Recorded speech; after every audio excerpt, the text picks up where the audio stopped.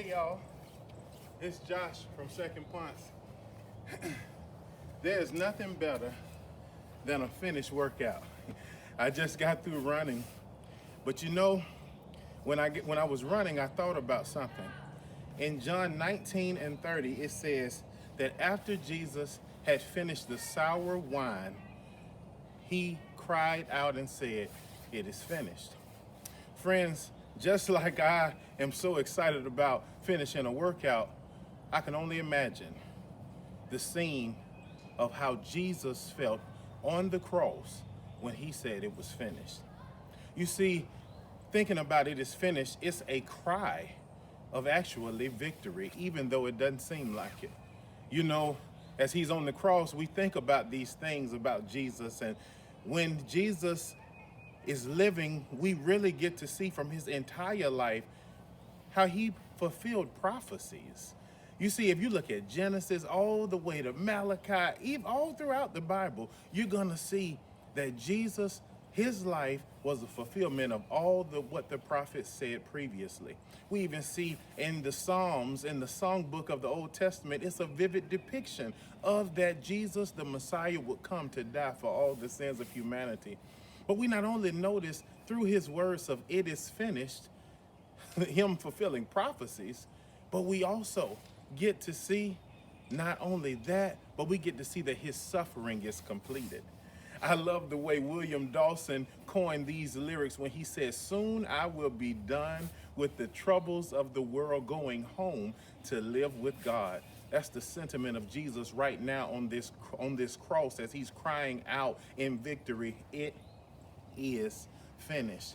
Jesus is done with the misunderstandings of people, because at this time, all throughout his life, Jesus was misunderstood as to why would he want to chill with Zacchaeus? Why would he want to be with tax collectors and sinners and those who were the outcast of the world? But now Jesus did this to show that he was for all people, not just some people.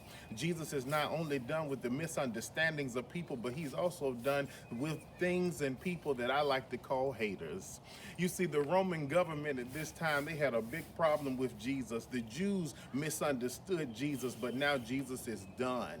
He's finished. His sacrifice is accepted and our debt is paid.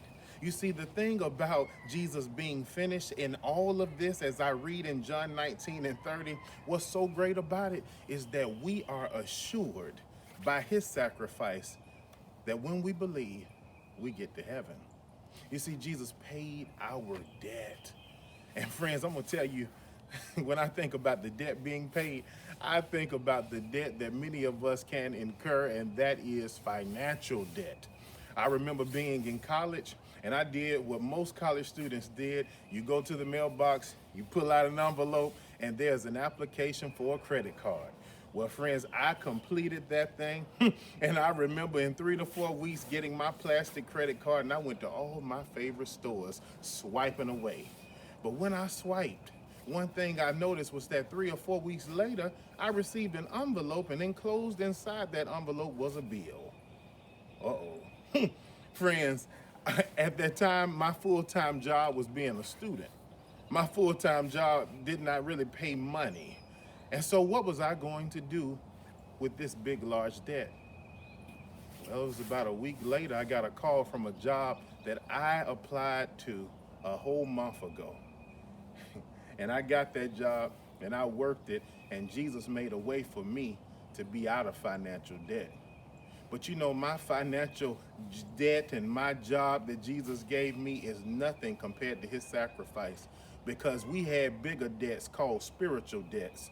And you better know that through the death, burial, and resurrection of Jesus, that debt is paid.